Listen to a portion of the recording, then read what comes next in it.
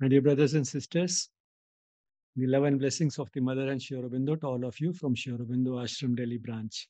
Today's topic, which is heart disease, the heart disease that preoccupies much of the society, that is coronary artery disease, the type of disease which creates those dramatic and sensational sort of a news items of somebody dying of a heart attack.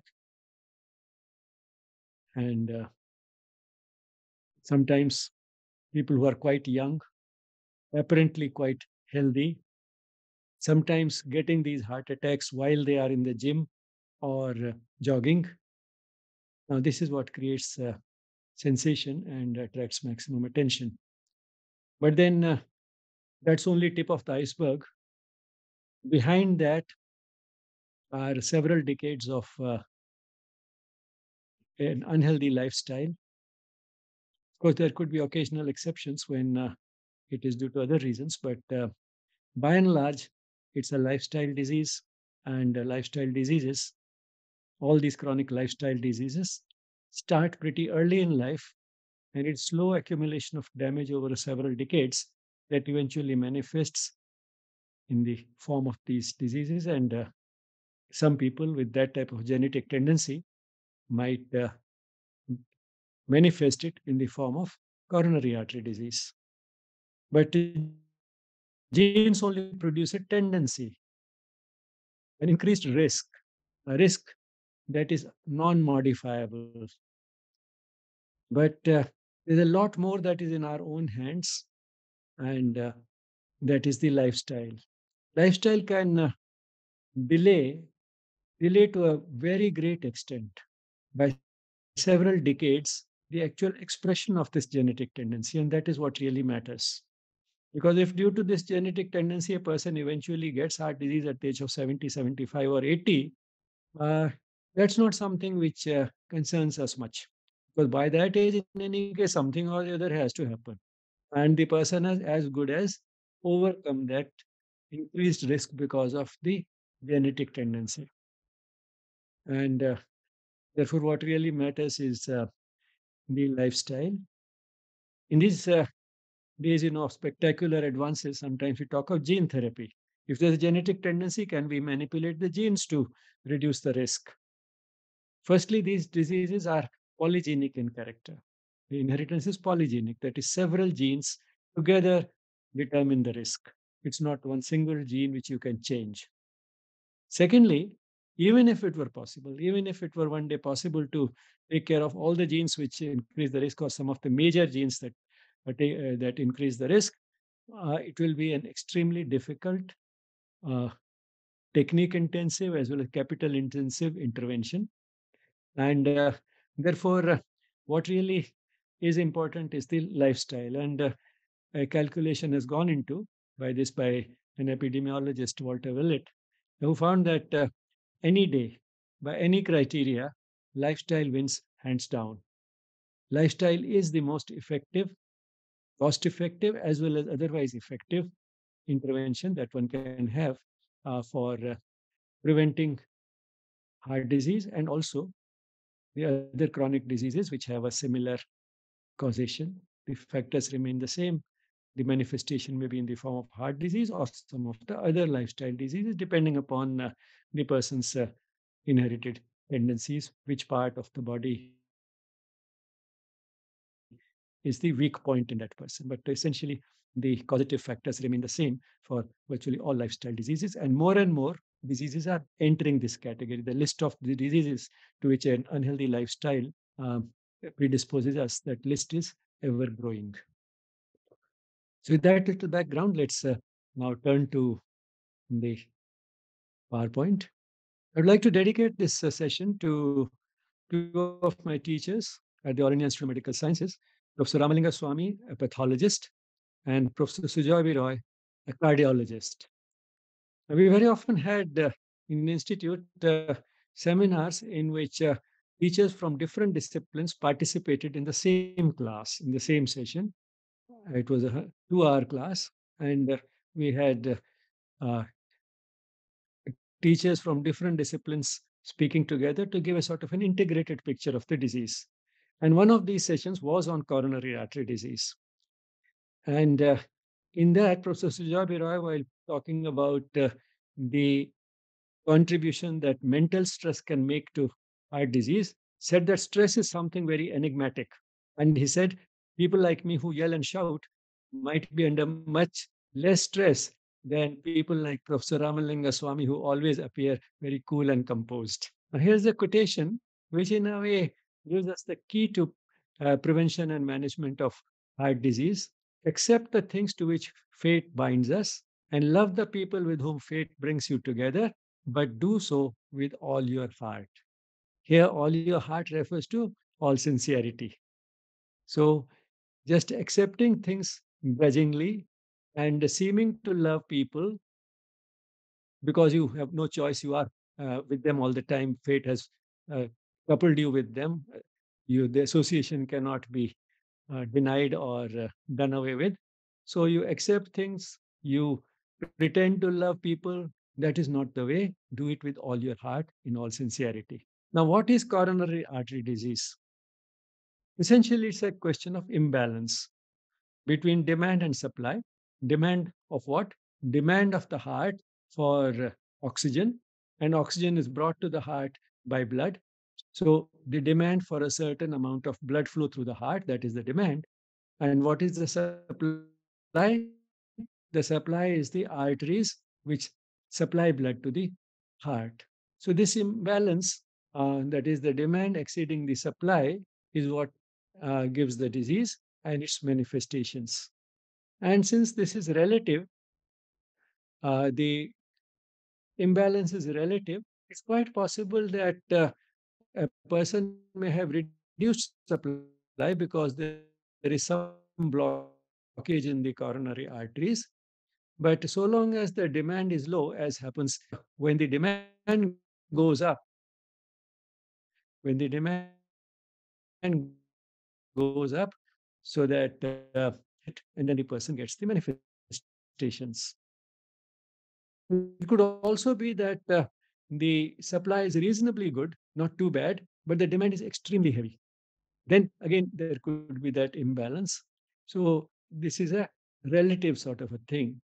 And just to give a pictorial sort of an aid, here is the here are the pictures of the coronary circulation, the coronary arteries and the veins, and you can see that the coronary arteries issue from the aorta pretty early. They issue from the aorta pretty early, soon after the aorta has uh, emerged from the left ventricle.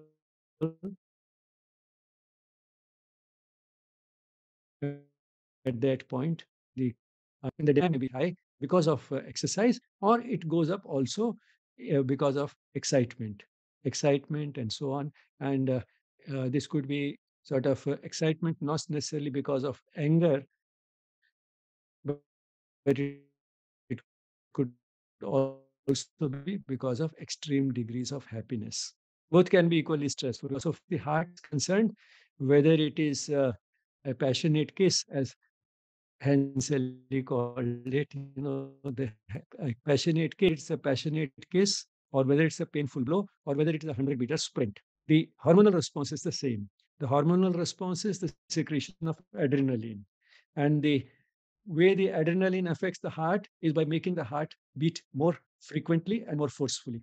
And when it beats more frequently and more forcefully, it needs more oxygen. And therefore, whether it is an extreme degree of happiness, whether it's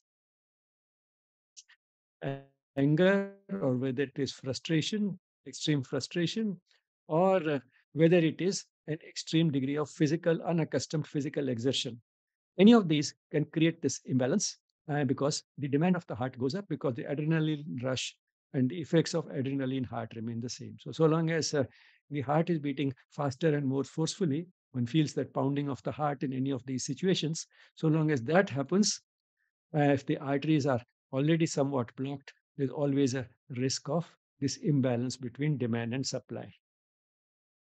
Now, this is a pictorial representation of the type of fatty deposits that block the arteries. This is a generalized process which can affect arteries all over the body. And generally, it does. If it affects at one place, it also affects at the other places.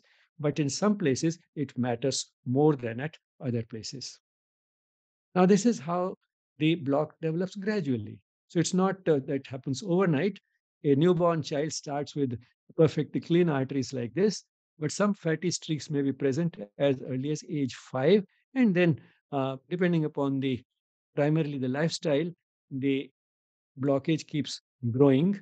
And finally, it may be so narrow that there is a serious possibility of there being an imbalance between demand and supply, not only with the extreme exertion, but even with very ordinary exertion, like, say, walking a little bit, and then the person's heart protests. If it is the heart which is primarily affected, or then the person's heart protests by giving pain in the chest.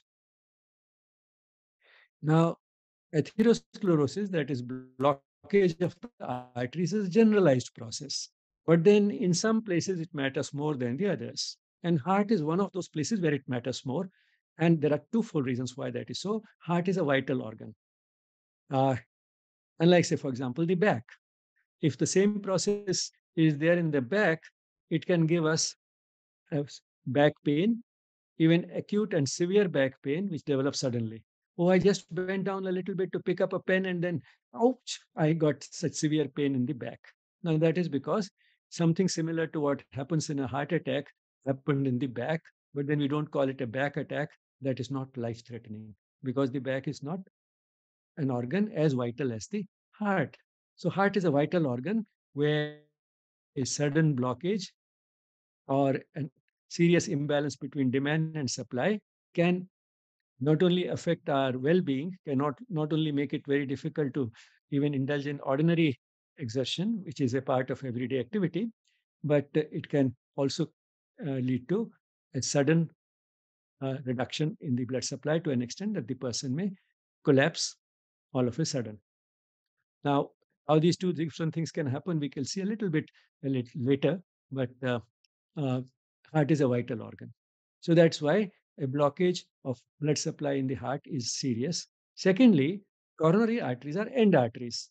Now, what are end arteries? To understand that, in many organs where there are end arteries, the arteries are not end arteries. Say if there are two arteries supplying this uh, part of the organ, then this has a certain territory of supply. B supplies a certain another section of the organ, but then there is a lot that is common to the two. So uh, this area is being supplied by both A and B. And in the same way, this area would be supplied by B. And if there was another artery on this side, by that one, and this area would be supplied by another artery which is on this side, which means that everywhere we have a reserve. So if artery A is blocked, then this much of what was being supplied by uh, A will be taken care of by B, artery B. So there's no problem. And this part, which was being supplied by A, will be taken care of by another artery, which is on this side. But in case of end arteries, it's not so. Mm. C and D, say if these are the two arteries here, this has its clearly well demarcated territory, and this has its own demarcated territory. So C is blocked. This part of, if it's completely blocked, then this part of the tissue will die. And that is the type of situation we have in the heart. In the heart, we have end arteries. So the heart is not very generous when it comes to the blood supply. Each artery is to itself, doesn't take care of its neighbors. But then there is a ray of hope. What can happen is that there can develop collateral circulation. Collateral circulation means that the there can develop new arteries which develop cross connections with the neighboring artery, so that uh, once again we have a situation somewhat similar to this. Say, for example, this artery here is blocked. Then, before it is completely blocked, as soon as some sort of when the blood supply through this region starts getting reduced, then that also stimulates the process of the formation of these new blood vessels, which establish connections with these arteries these branches coming from F, so that now, uh, because of these new arteries, once again, we have this region which was being supplied by E getting supplied by F because of these new connections that have developed. And what is the stimulus for the development of these? The stimulus is physical activity. Because if the demand is a little more than the supply, uh, that just little bit of challenge, uh, that is what stimulates the formation of these collaterals or these alternative channels of blood supply. So the heart has end arteries, but there is a ray of hope. And the ray of hope are these collaterals, and all we have to do for that is to remain physically active. Here's the same thing shown this picture from Harvard Health. This is the narrowed coronary artery here. You can see the block, and to compensate for it, these new channels have developed so that where this was carrying the blood, now instead these new channels which arose from this artery, no, this artery didn't have these channels earlier. Now these new channels which have developed from this artery can go where this was carrying the blood. So this part. So essentially what happens in coronary artery disease is an imbalance between demand and supply. The demand of the heart for blood supply, which in turn is because of the demands of oxygen and for removal of carbon dioxide, and supply, that is supply which is coming through the blood, flowing to the heart. This imbalance is relative. So the demand may be excessive, or supply may be reduced, and the two together, of course, will create a more difficult situation. Therefore, the commonest symptom is pain in the chest, which is sort of the heart making the imbalance felt. Any pain in the body is essentially meant to invite our attention. So, pain is a protective reflex. Here also, the pain in the chest invites our attention. It tells us something is wrong. It compels us to sit down and take rest. Uh, by taking rest, if we stop when there's pain in the chest, say while walking, we stop, sit down, if possible, lie down, then the demand will go down and the imbalance would be taken care of. Or if the person has those little tablets which he can keep under the tongue, which will widen the blood vessels in the heart, then the person uh, can sort of overcome this. So there are ways of increasing the supply and reducing the demand. You can increase the supply through those pills which can kept under the tongue and reduce the demand by sitting down, taking rest instead of continuing to walk or run. So uh, by working at both ends, one can once again overcome the imbalance and the pain would go.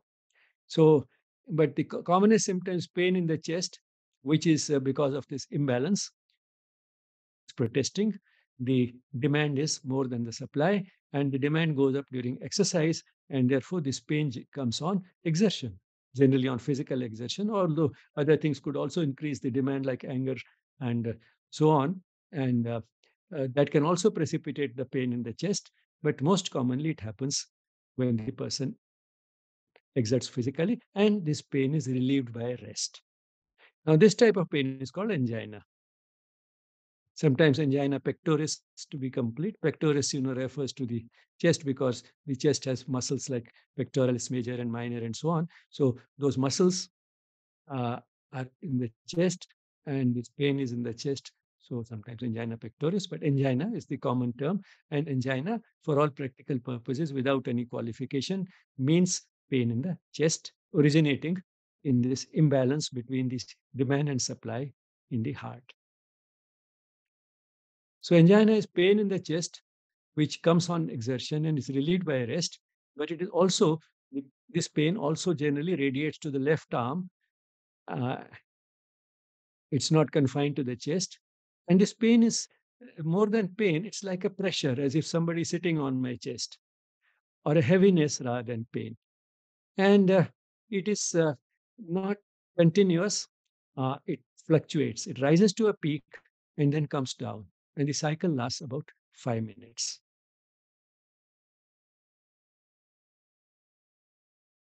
And the pain may not be in the chest.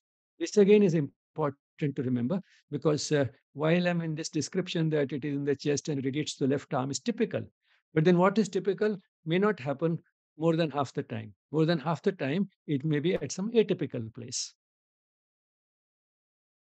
So the pain may not be in the chest, it may be elsewhere. Another of my very dear teachers, a cardiologist, Professor Rajan Tandon, he used to say that any pain between the manubrium sterni and the pubic symphysis that comes on exertion and is relieved by rest is angina unless proved otherwise, which means you have to take it seriously. It doesn't matter where the pain is. Any pain between manubrium sterni, that is, the sternal notch here, the notch at the top of the breastbone, just below the neck. From there up to the pubic symphysis. Pubic symphysis is the bottom of the abdomen. That is where we have the pubic symphysis in the center. So any pain, which means essentially any pain anywhere in the chest or the abdomen, which comes on exertion and is relieved by rest. That is the important characteristic. Is angina unless proved otherwise, investigate it.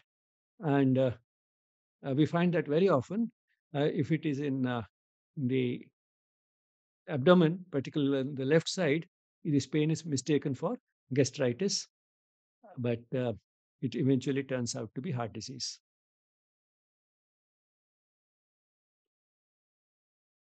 Now, this imbalance between demand and supply may give angina, that is this type of pain. But if the imbalance is severe and sudden, and the blockage is such that that part of the tissue does not just complain through pain, but dies. So instead of just complaining because of this imbalance, the tissue is dead. Then it becomes an infarct. An infarct is a dead tissue. So the block to a certain section of the heart. That part of the heart that is myocardium. Myocardium is myo is muscle. Cardiac refers to the cardial refers to the heart. So the muscles of that part of the muscle, heart muscle, and heart is essentially muscle because a pump and contracts, and the contractile tissue is muscle. So that part of the heart muscle, or that part of the heart dies, and that is what leads to a heart attack, which may be fatal, that the person may die. So it's a sudden and severe reduction in blood supply to the heart. And this may be because of spasm.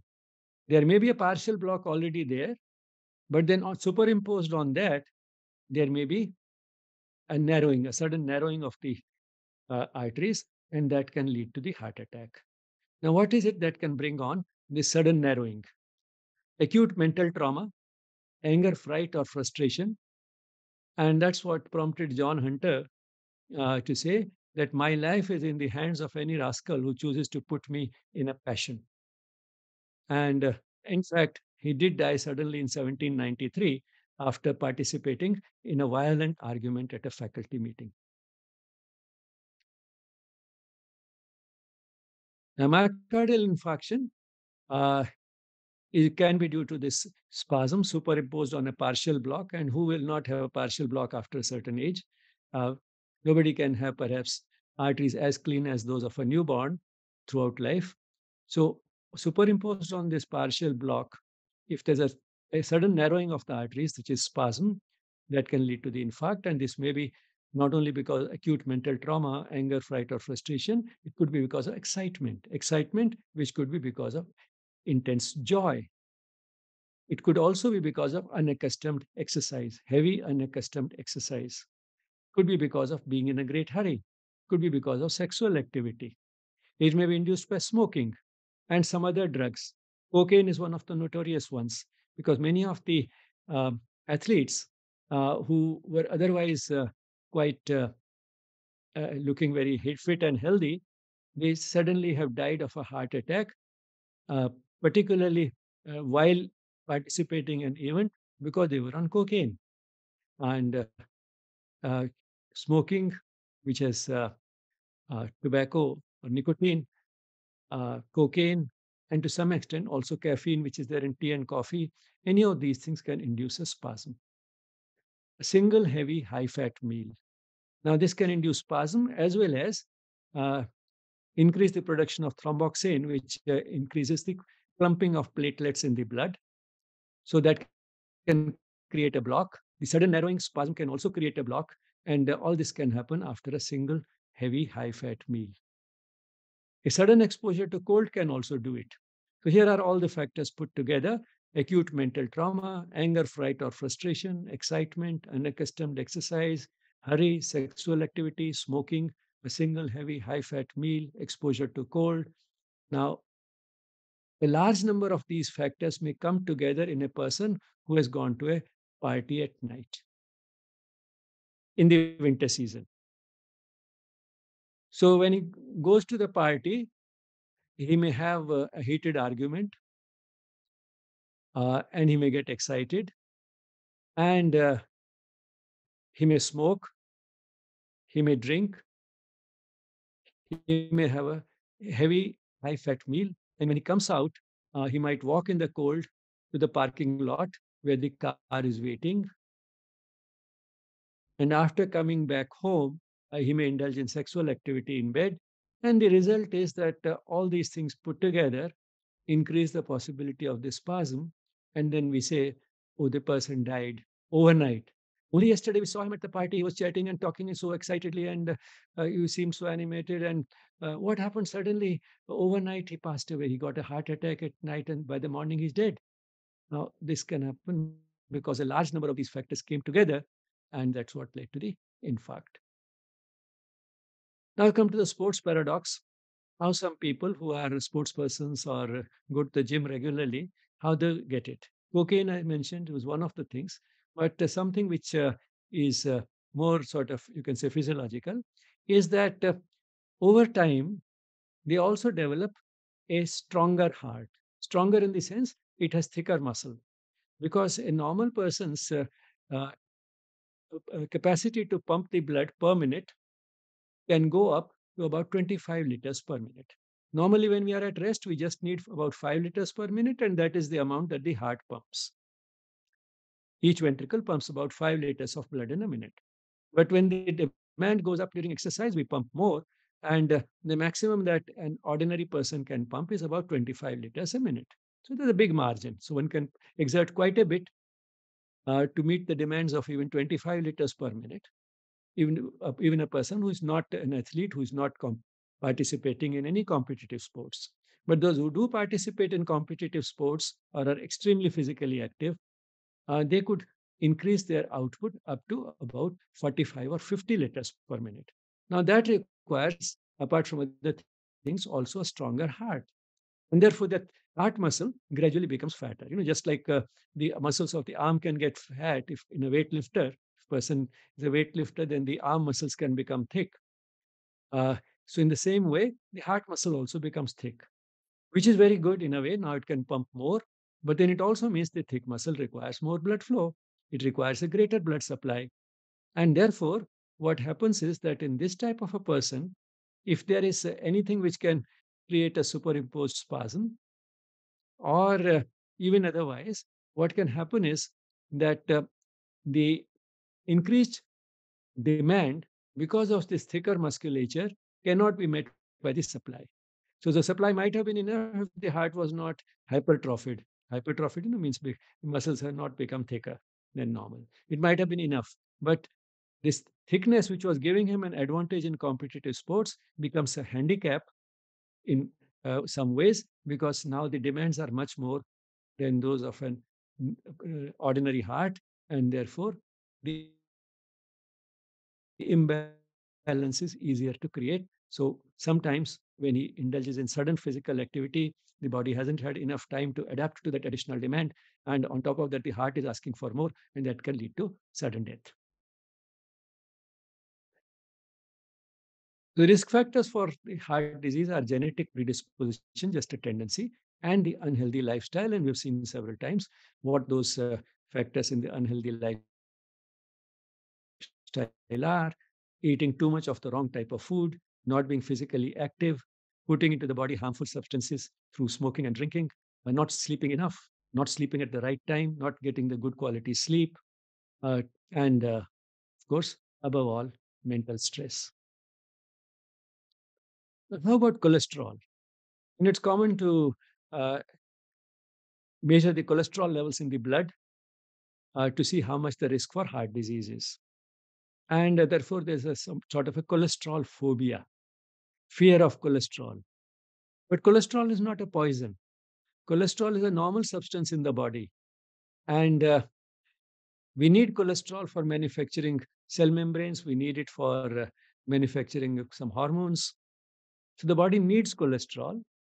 But then the body has the capacity to manufacture its cholesterol. Whatever cholesterol it needs, it can manufacture. And therefore, we don't have to supply it through the diet. All the same, if the diet does have some cholesterol, the body also has the adaptive mechanisms to reduce the manufacturing within the body. So if we have less cholesterol in the diet, the body manufactures more. If we have more cholesterol in the diet, the body manufactures less. But then this adaptation has limits. And therefore, if the dietary cholesterol exceeds a certain limit, then the person can develop high blood cholesterol. And then instead of just serving the functions which cholesterol normally has in the body, it also participates in forming fatty deposits in the arteries. And therefore, cholesterol levels in the blood become an indicator of that risk. But then blood cholesterol levels are affected by a very large number of factors, not just by the diet, not only by the genetic tendency of the person, but also by the body weight. Now, this is one of the top risk factors.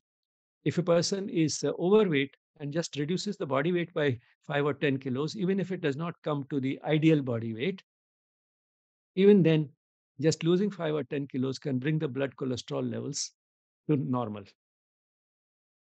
Uh, physical activity. Physical activity lowers blood cholesterol. Then dietary fats, especially saturated fats and trans fats, they increase blood cholesterol. Then sugar content of the diet, that also increases blood cholesterol. Then cholesterol content of the diet itself.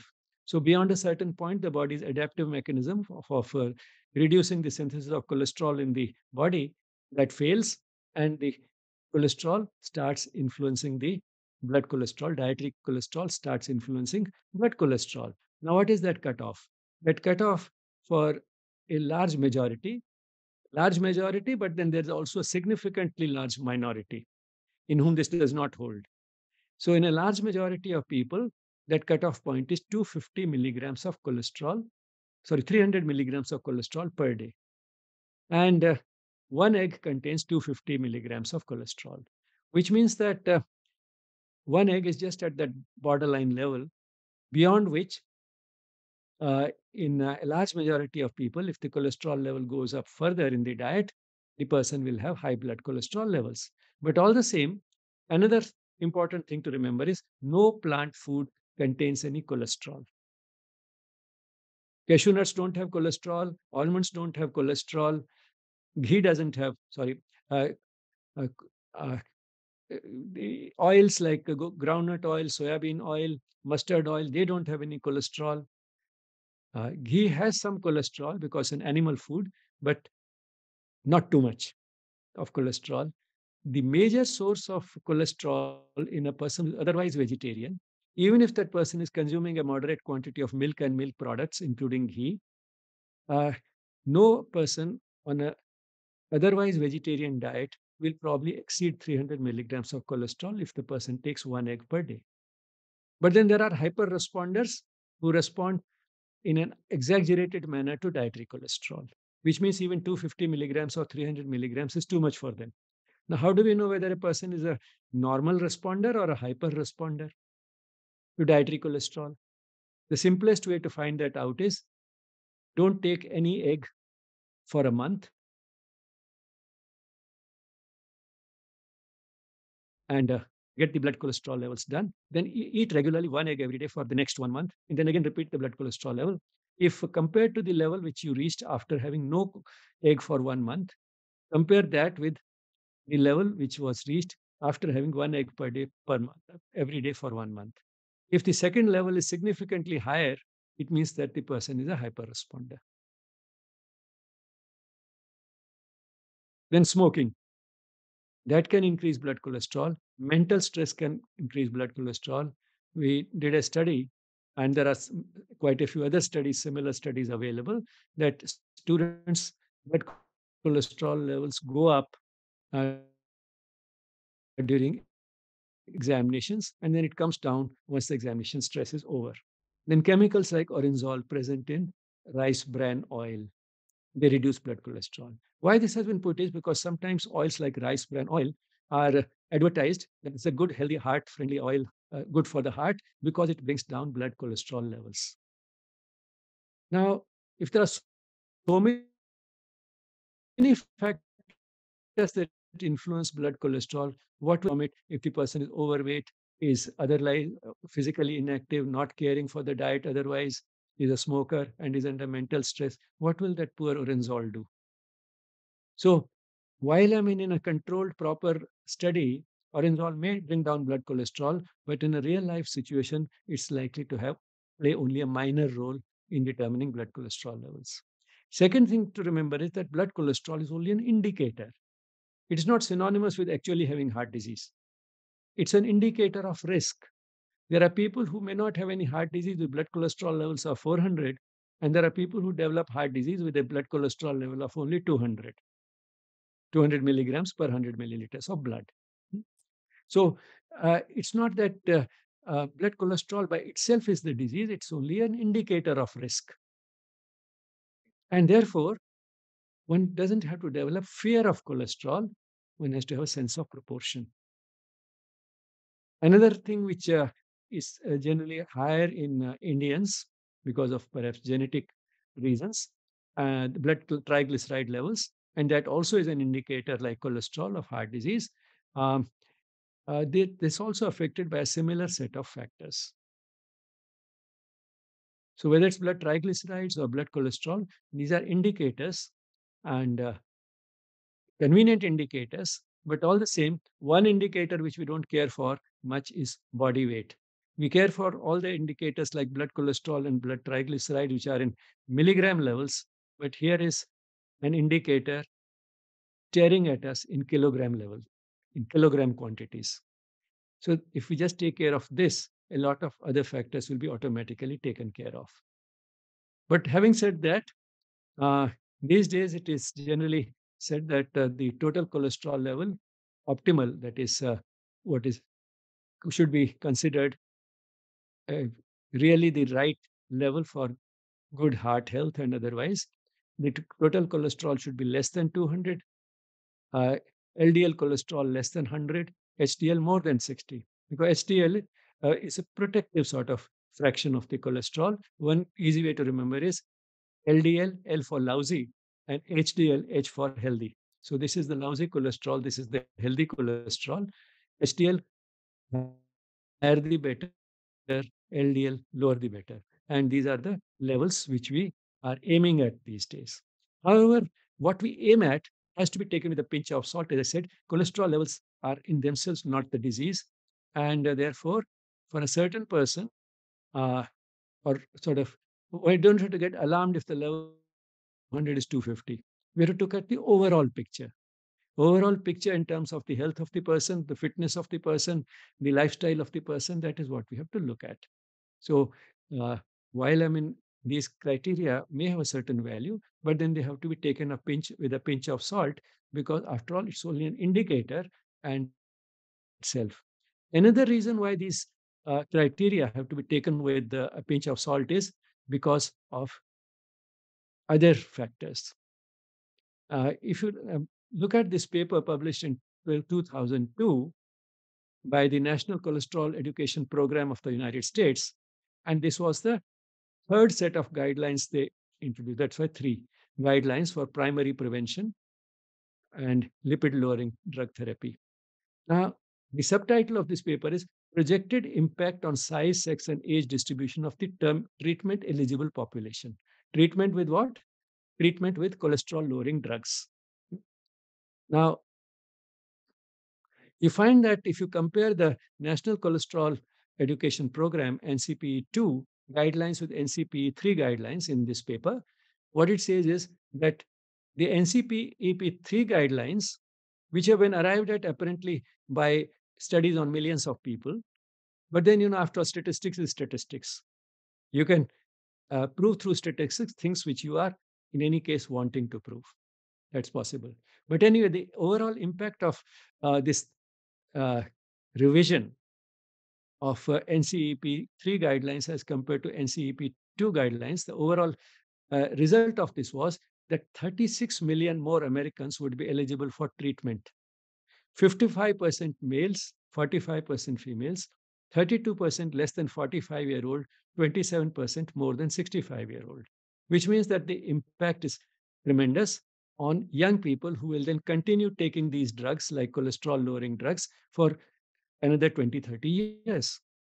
And to sort of sum up all the results, they say that this represents that NCEP2 compared to NCEP3 represents a 140% increase in eligibility overall, which means that if desirable level from 250 to 200, several million more people become eligible for therapy with cholesterol lowering drugs. And why this is can be suspicious is because a lot of it is driven by drug companies. And therefore, there's a conflict of interest. They are, for their own profit, they would be interested in increasing the number of people who are eligible for these drugs. Dean Ornish, the famous cardiologist, in his book, Dr. Dean Ornish's Program for Reversal of Heart Disease, says that the influence of drug companies is so pervasive that from the first day of medical school, it affects and in many ways determines how medicine is practiced and how disease is viewed. Drug companies spend millions of dollars educating physicians. Drug companies are the major advertisers in all medical journals. They fund clinical trials to determine the effectiveness of their drugs, and they pay these researchers to speak at hospitals and medical schools. They provide free samples, sponsor scientific meetings, meetings held in resorts. Doctors who attend may even be given free transportation and expenses in addition to their food and entertainment. So you can see the all pervasive influence of drug companies, which starts influencing the way medicine is practiced. And they start it early, they catch the doctors young while the doctor is still in medical school. And this continues all the way till the doctor is practicing and has become an expert. See, in this case, he has become a cardiologist, and till then, this continues. And therefore, these criteria have to be taken with a pinch of salt. Now, how about aspirin and statins? Aspirin reduces the tendency of the blood to clot, and therefore, it can, to some extent, reduce the possibility of a heart attack. But then it also increases the tendency to bleed. And in the brain, that can be serious. And while aspirin may bring down the acute sort of attacks or events, as they are called, person who has heart disease, it can stroke, that is hemorrhage in the brain.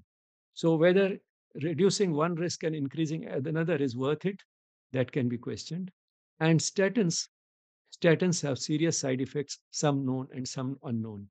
And therefore, uh, at least Dean Ornish in his book, A Reversal of Heart Disease, is very clear. He advocates neither aspirin nor statins. And why I'm emphasizing Dean Ornish and other people like, say, Dr. B.M. Hegde and so on, is because they are cardiologists. I'm not a cardiologist. But if people who know, people who are specialists, they are saying it, then it has to be taken more seriously. Now, some of the basic conclusions which one reaches after looking at the approaches of different physicians as well as otherwise is that we have to, if we focus on the essentials, it is excess calories which will lead to weight gain irrespective of the source of calories. So instead of going to minute details of exactly what to eat, what not to eat, perhaps the most important thing to focus is that yes, the diet should be reasonably healthy, and But doesn't have to be obsessed with exactly what one is eating. The important thing is that the intake in the form of energy, total energy, calories, provided if the diet is reasonably balanced. In a balanced diet, uh, if the intake is closely matched to the expenditure through physical activity, so that the body weight remains within reasonable limits, then uh, we don't have to worry about many of the lifestyle diseases. But overweight is the doorway to high cholesterol and many diseases. And excess fat of any type raises blood cholesterol level. All types of fat have 9 calories per gram. And therefore, again, too much of obsession with this fat and that fat is, again, not proper. Too much of even uh, fat which is polyunsaturated, a lot of N6 polyunsaturated fat, like, say, sunflower oil, too much of that will also increase body weight and it will also increase blood cholesterol. So it is the total quantity and particularly total quantity of calories, the total energy intake, which is more important than exactly what type of fat and so on. So this is important to remember because just because something is healthy, sometimes there's a tendency to eat too much of it. Sunflower oil is healthy, so we can have as much as we like. Almonds are healthy, we can have as much as we like. Walnuts are healthy, we can have as much as we like. No, because nuts like almonds and uh, walnuts, they are also high calorie foods. And therefore, if by eating enthusiastically too much of those, we end up eating more than we should and we start putting on weight, it still be a major risk, adding a major risk to the uh, our major risk for heart disease. So eventually it comes to excess of everything is bad, or what has been said in Sanskrit, ati sarvatra varjayet. All types of excess is essentially not permissible.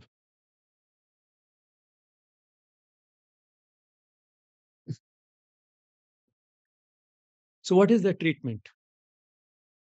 Our treatment is to try and match the demand and supply.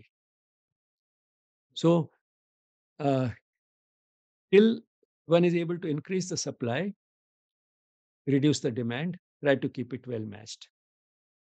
And if necessary, one can, if one gets, say, angina while with a certain degree of exertion, then try to reduce the demand.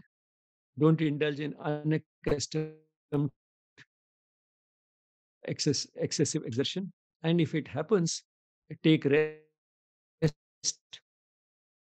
instead of continuing to walk or run, and increase the supply short term through sublingual tablets which are kept under the tongue, and eventually through other means. And when it comes to other means of increasing the supply, again, as in case of high blood pressure, as we talked, it's not an either or situation.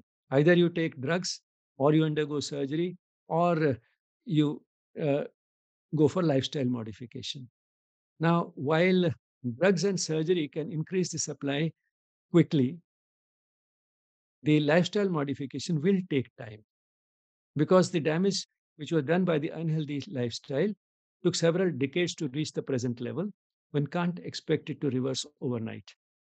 And therefore, if one can increase the blood supply through other means like PTCA, that is bypass, that is a stent, or CABG, which is bypass, if one can increase the blood supply through some of these measures, uh, and seems necessary because of the type of symptoms the person has, then by all means go ahead. These will buy time.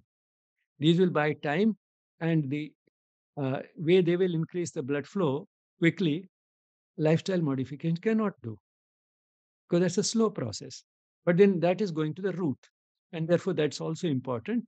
That will make the person healthy, not only with respect to heart disease, but also reduce the possibility of other lifestyle diseases in future. And secondly, it will reduce the possibility of recurrence because after stent and bypass, also there can be a recurrence. And this recurrence is because of the narrowing of the arteries once again. And this recurrence, possibility of recurrence can be reduced by uh, through lifestyle changes because this area where the stent has been put, that itself may get blocked. The bypass, which has been done by using some other, say, vein from the leg or something, we have bypassed that. What you have bypassed with that also can get blocked.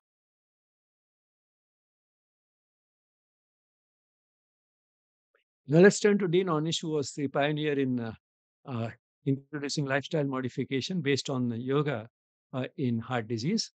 Uh, he was struck by the fact that when he had just entered medical school around 1975, he found that while it was known that an unhealthy diet and smoking were major risk factors for heart disease, the hospitals which were treating patients for heart disease were selling cigarettes and hamburgers in their lobbies. And by then, he had been introduced to yoga by Swami Sachidanand, and he had himself personally benefited from it. I'll not go into the details, some details of his life, how he turned in this direction, even before he joined medical school, uh, are available in his book, Reversal of Heart Disease, and also in a Yes talk that I gave a few months back, and you'll be able to find the link. Maybe Aditi will give you that link in the chat to a talk on Dean Ornish himself. But anyway, so after he was in medical school, uh, he was struck by this paradox of the hospitals which were treating patients with heart disease, selling cigarettes and hamburgers in their lobbies. And on the other hand, he had by then understood how yoga can be a total lifestyle and also a stress buster. So, what he thought was that it may be better to treat these patients through lifestyle modification. And his first studies were done while he was still a medical student. He took a break between his second and third year as a medical student and did his first study. And another break around 1980. But then these were studies which were not as carefully conducted, not as well designed, partly because of financial restraints that he had. Uh, they were not always controlled studies, so they were not very well received. But then he continued this after he graduated and after he became a cardiologist, and finally succeeded in convincing the medical world that yes, his approach. And he came up with this Open Your Heart program, which essentially is open your heart to yourself. That is, understand yourself well. Understand yourself, who you are, where your life is going, where it should be going. Open your heart to others. Uh, Start taking interest in others. Start caring for others. Be more loving. And open yourself to your higher self. The divine essence is within us. Open yourself to that. That automatically will make us more open to ourselves as well as to others. And in concrete terms, his program, which he designed, consisted of yogic postures, exercise, diet, a healthy diet, uh, no smoking, avoid drinking, visualization. Look at your own angiogram and visualize the block disappearing, and stress management. Now, all this he did under the overall umbrella of yoga. Because what that does is that physical factors like exercise, diet, smoking, drinking, etc., they now become a part of a larger philosophy, and therefore the person finds joy in doing them. He does not stop drinking or smoking because of the fear of disease and death. He finds that the alternative, in fact, is more enjoyable. And stress management, again, not just managing stress, but filling life with love, peace, and joy and fulfillment. So, not just the negative thing of making stress somehow manageable and bearable and tolerable, but something positive, filling life with something more positive, and essentially that is love, and the rest follows. And he found that through this program, the patients not only felt better, they got better. Got better means that the blocks that they had in the coronary arteries, they became less. Now, this was a paradigm shift because it was believed before that that self-healing mechanisms exist in the body only for uh, only for uh, acute diseases like common cold and diarrhea. To find self-healing mechanisms which lead to reversal of the disease, even in chronic disease like heart disease, was a paradigm shift in modern medicine. And this is showed objectively through angiography. Patients who were given this intervention based on yoga, along with, of course, the conventional treatment, drug treatment, etc., uh, they showed a statistically significant reduction in the degree of coronary arteries after a period of 1 year, and still more after a period of 5 years. And in the 5 year follow up, he also did blood flow through the heart and showed a significant improvement in the blood flow after these 5 years. Now, the reactions to his Open Your Heart program were in the beginning, no, this can't be true, because it was a challenge to the way we thought about disease, the way we looked at disease, that chronic diseases do not have self healing mechanisms, so this can't be true.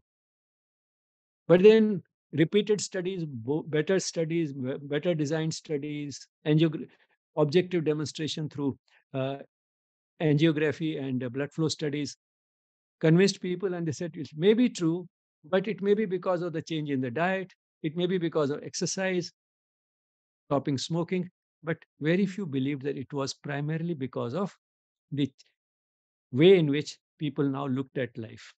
That psychological factors can have an overriding influence on a physical disease like heart disease is something which doctors were not convinced about.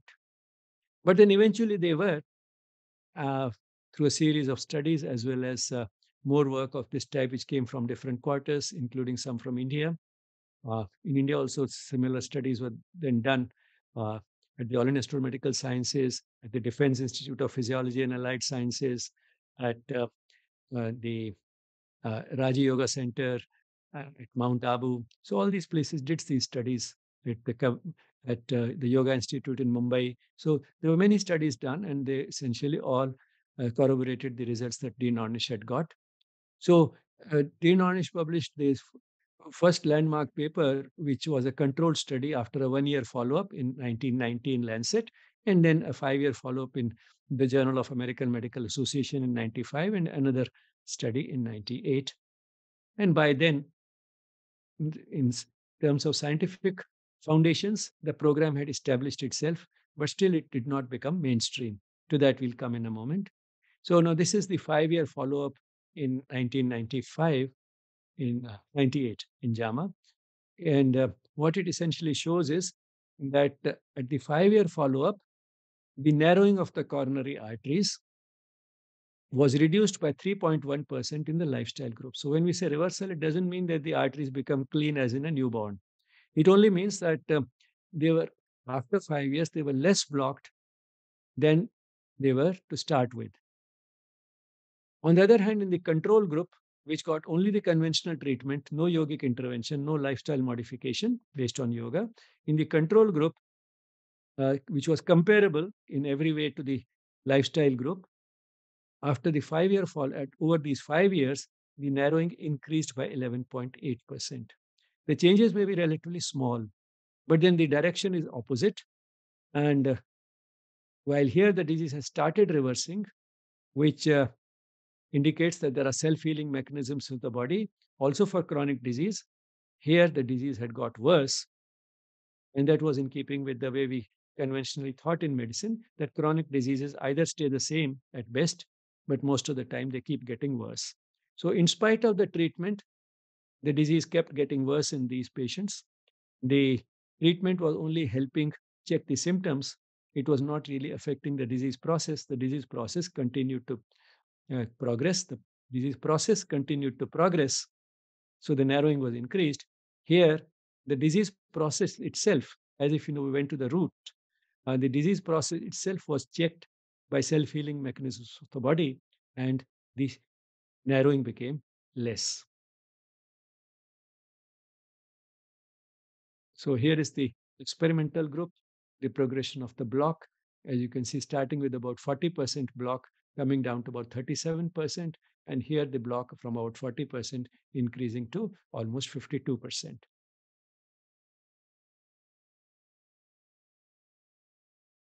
Now, the skepticism uh, regarding Dean Ornish's findings, again, he says it's quite natural, and it's something which was said in the 16th century. Um, this is one of the quotations he gives in his book, Reversal of Heart Disease. Whenever a new discovery is reported to the scientific world, they say first, it is probably not true. That is what was said in case of his studies also. Thereafter, when the truth of new proposition has been demonstrated beyond question, they say, yes, it may be true, but it is not important. Finally, when sufficient time has elapsed to fully evidence its importance, they say, yes, surely it is important, but it is no longer new. Now, he scientifically he's created the foundation for this approach based on yoga, lifestyle modification based on yoga. But it didn't become mainstream. It didn't become mainstream for a variety of reasons. Some may be that the patients themselves were not finding it very easy to modify their lifestyle. It was much easier to either swallow a few pills or to undergo surgery. And certainly, the new approach did not suit doctors, hospitals, and the pharmaceutical industry. But and therefore, it did not really become mainstream. But then money moves the world, and therefore, what Dean Onish thought was that here is a sort of a comparison he has given again in this book, his book, that while for bypass surgery, the insurance companies have to reimburse about $30,000 for angioplasty, $7,500. For teaching a patient lifestyle modification, they'll have to reimburse only $150, which also they were not doing. They didn't think it was treatment. And for teaching a healthy person lifestyle modification for prevention of disease, they reimburse nothing. So this whole reimbursement and the medical insurance seem to be geared towards sophisticated treatment. But then it is in their own interest to at least reimburse these $150 for lifestyle modification. They'll have to pay much less. And therefore, he went and talked to the medical insurance companies. This is what he told me when I met him in 2003, that he's approaching medical insurance companies because they will save money if they start reimbursing this program. And finally, it happened in 2010. Medicare began to reimburse costs for his program for reversing heart disease. Now, how can a person with 90% blockage of coronary arteries be without any symptoms? Now, this is possible, and now you can see how that can be possible is because of the development of collaterals. Now, how do we get evidence of that presence of collaterals? We may or may not see them in the angiogram, but we can judge it even otherwise. The person has no symptoms. The person can walk, can take a brisk walk. The person can walk and talk. The person can carry on a conversation while taking a brisk walk. If he can do all that, then even if the angiogram shows 90% blockage in three arteries, it doesn't really mean much. Once, again, one of my professors in the physiology department once went to the cardiothoracic surgeon, the head of the cardiothoracic surgery and AIMS, Dr. Venugopal, and told him that I have a triple vessel block, or to this extent, it was quite an advanced block, 90% block or something, but I have no symptoms. What should I do? And Dr. Venugopal told him, we treat patients, we don't treat angiograms. If you have no problem, you don't need surgery. Now, that's because the person was very physically active. This patient, this professor, Professor China, was a physically active person. And therefore, he had been developing these collaterals all these years, alternative channels of circulation. And that's why he had no symptoms. So then, in terms of tests, what would it mean? Apart from the fact that the person has no symptoms, he can take a brisk walk, he can walk and talk. Is there an objective way of judging it? An objective way of judging it to measure blood flow through the heart. That can be done through a PET scan, but some idea can also come from what is the stress ECG. That is, the person has a normal ECG when the person is at rest, but then if the person starts going through the stress of exercise, graded, measured exercise, which can be increased in small steps, that is what is done in the stress ECG test. Uh, we may find that the person, after a certain degree of exertion, develops a change in the ECG, which is suggestive of reduction in the blood flow. So after how much exertion it comes can give us an idea of the collateral circulation. Further, if along with that we couple it with the thallium scan, then it gives us a further idea that what is the state of the blood flow through the heart, while the person was exerting. So these are the objective ways of judging this collateral circulation. Finally, what Dean Onish says is that not diet, not drugs, not exercise, not smoking, not surgery, not even genetics. No other factor has a more powerful effect on health and premature death and disease than love and intimacy. And when it comes to lifestyle modification, people don't dislike change, they dislike being changed, being forced to change, being forced to change for disease, for fear of disease and death. But once they realize that the alternative can be more enjoyable, then they are quite willing to change because they don't dislike change in itself. They are willing to give up something inferior for the sake of something superior. Something which not only is superior in itself, but also feels superior, which means that what is Shreyas, that is truly good, when that also becomes Preyas, that is also becomes pleasant and pleasing, then they are willing to change. And finally, it boils down to love, because that is what can take care of stress levels to a large extent. Stress levels at home, stress levels at the workplace, stress levels due to interpersonal relationships. The need for love and intimacy is a fundamental human need. Giving love and receiving love, both are a fundamental human need, as primal as the need for food, water, and air. Because that is what evolution has been about. At a certain stage in evolution, food, water, and air were probably enough just to maintain life. But then, once these basic requirements were coupled to emotions, love also became a necessity. And the last word, Sri Aurobindo, to feel love and oneness is to live. This is a line or part of a line which comes almost at the end of Savitri, maybe considered Savitri, Sri Aurobindo's epic poem, Savitri. To feel love and oneness is to live. This is what makes life meaningful. Is to live makes life meaningful. What makes life meaningful is love inspired by a sense of oneness. You'll find much of it in Back to Health Through Yoga, chapter 10.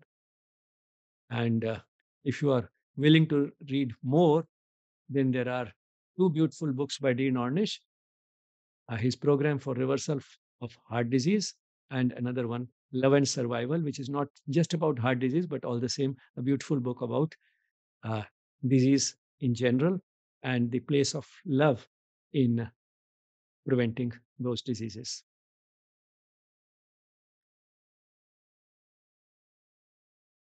This is the meditation hall, and here's the shrine of Sri Aurobindo Ashram Delhi branch, and you're all welcome here. We would welcome questions and comments after the session and also on email, yes@yesspirituality.com. The anatomical picture of the coronary arteries that you saw was from Dr. and Grabowski's Principles of Anatomy and Physiology. Gratitude to the mother and Sri Aurobindo for making these sessions possible. And thank you all for being there and your patient listening. We can close with a moment of silence. Thank you, everyone.